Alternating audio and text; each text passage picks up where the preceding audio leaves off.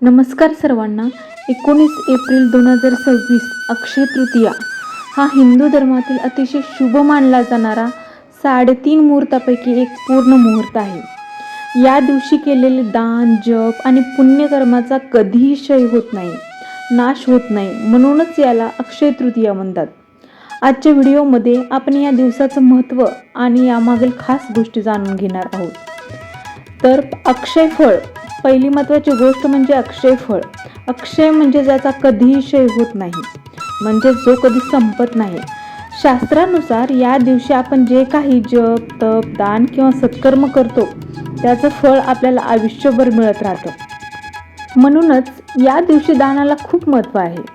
दुसरे वैशिष्ट्य म्हणजे युगाची सुरुवात.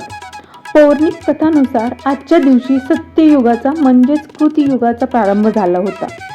एका नव्या आणि पवित्र कालचक्राची ही सुरुवात मानली जाते. म्हणून हा दिवस नूतन कार्यासाठी अतिशय शुभ आहे. नवीन कार्याचा शुभारंभ करण्यासाठी हा दिवस अत्यंत शुभ आहे. एवढंच नाही बरं का, आजच्याच दिवशी भगवान विष्णूचा 6वा अवतार श्री परशुराम यांचा जन्म झाला होता. म्हणूनच आज परशुराम जयंतीही साजरी केली जाते. शक्ती आणि ज्ञानाचा संगम असलेल्या या महापुरुषाचे स्मरण केल्याने आयुष्यात धैर्य प्राप्त होते. असं मानलं जातं की भगवान शंकराच्या जटेतून माता गंगा याच दिवशी पृथ्वीवर अवतरली होती. पवित्र गंगेच्या प्रवाहाने पृथ्वी पावन झाली. म्हणून या दिवशी पवित्र नद्यामध्ये स्नान करणे खूप पुण्यकारक मानले जाते. आणि महत्त्वाचं म्हणजे खरेदीसाठी शुभ मुहूर्त.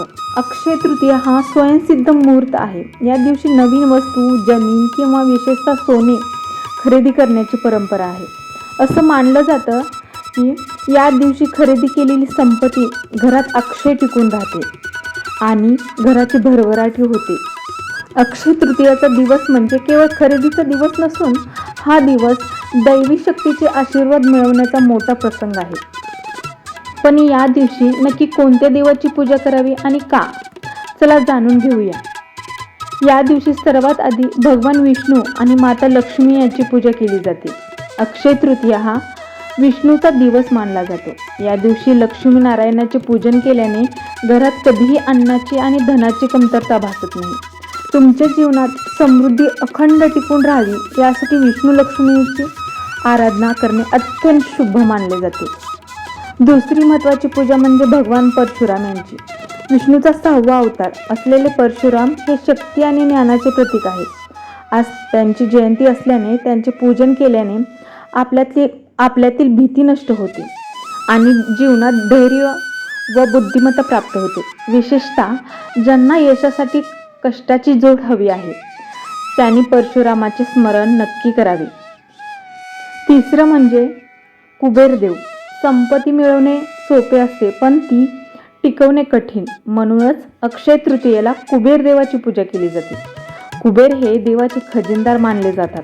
आजच्या दिवशी कुबेर यंत्राची किंवा त्याच्या प्रतिमेची पूजा केल्याने खर्च कमी होतो आणि संपत्तीत कायमस्वरूपी वृद्धी होते, असा भाविकांचा विश्वास आहे. आणि महत्त्वाचा मुद्दा म्हणजे कुलदैवत आणि पितर. कोणतेही शुभ कार्य आपल्या कुलदैवताच्या स्मरणाशिवाय पूर्ण होत नाही. आजच्या दिवशी आपल्या कुलदेवी किंवा कुलदैवता देवाचे नाव घेऊन दिवा लावावा.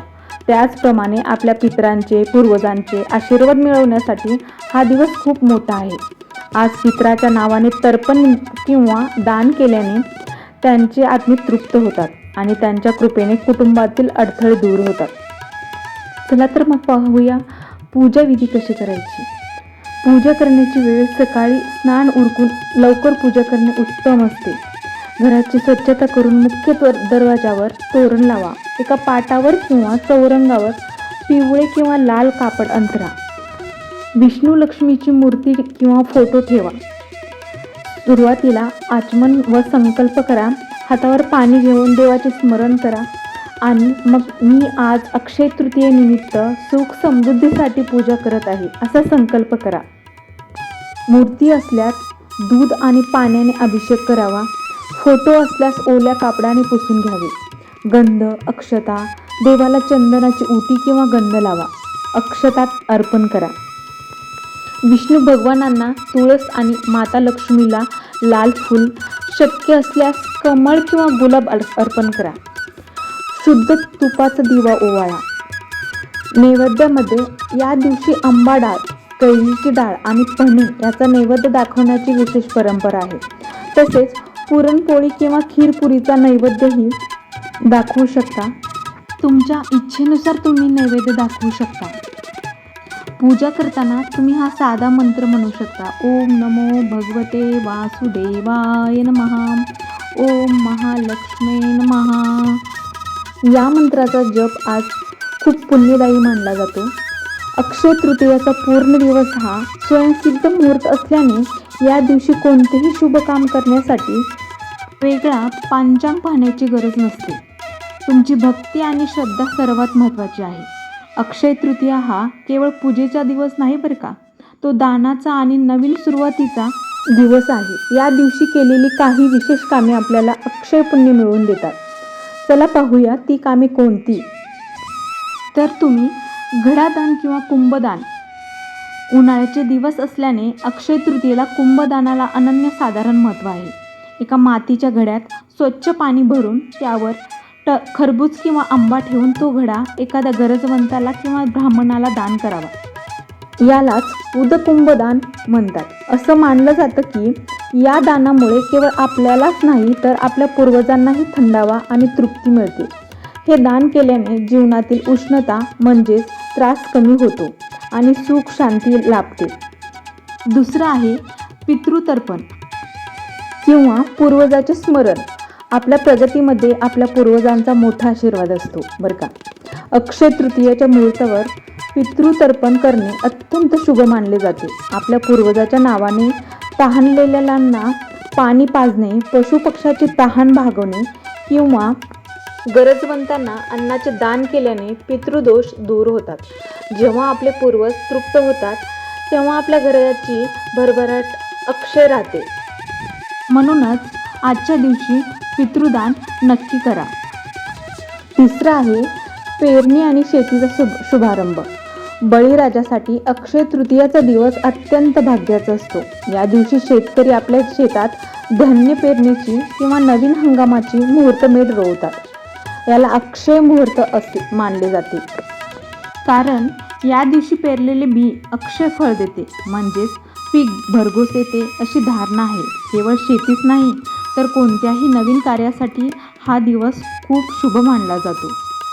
तसेच नवीन व्यवसायाची किंवा कार्याची सुरुवात करण्यासाठी हा दिवस सर्वोत्तम आहे. म्हणूनच मित्रांनो, या अक्षय तृतीयेला केवळ सोने खरेदी न करता एखादे दानाची किंवा मदतीचे काम करून आपले पुण्य अक्षय करा. तुमच्या एका छोट्या दानाने कोणाची तरी तहान भागू शकते आणि तुम्हाला आशीर्वाद मिळू शकतो. थोडक्यात सांगायचे तर ही अक्षय तृतीया तुमच्यासाठी आध्यात्मिक आणि आर्थिक दोन्ही दृष्टीने भरभराटीची ठरो. भक्तिभावाने केलेली ही पूजा तुमच्या आयुष्यात सुख आणि शांती घेऊन येईल. तुम्हा सर्वांना अक्षय तृतीयेच्या पुन्हा एकदा मंगलमय शुभेच्छा. ही माहिती आवडली असल्यास व्हिडिओला लाईक करा, शेअर करा आणि चॅनलला सबस्क्राईब करा. असेच नवनवीन व्हिडिओ आपल्या या चॅनलवर तुम्हाला पाहायला मिळतील. धन्यवाद.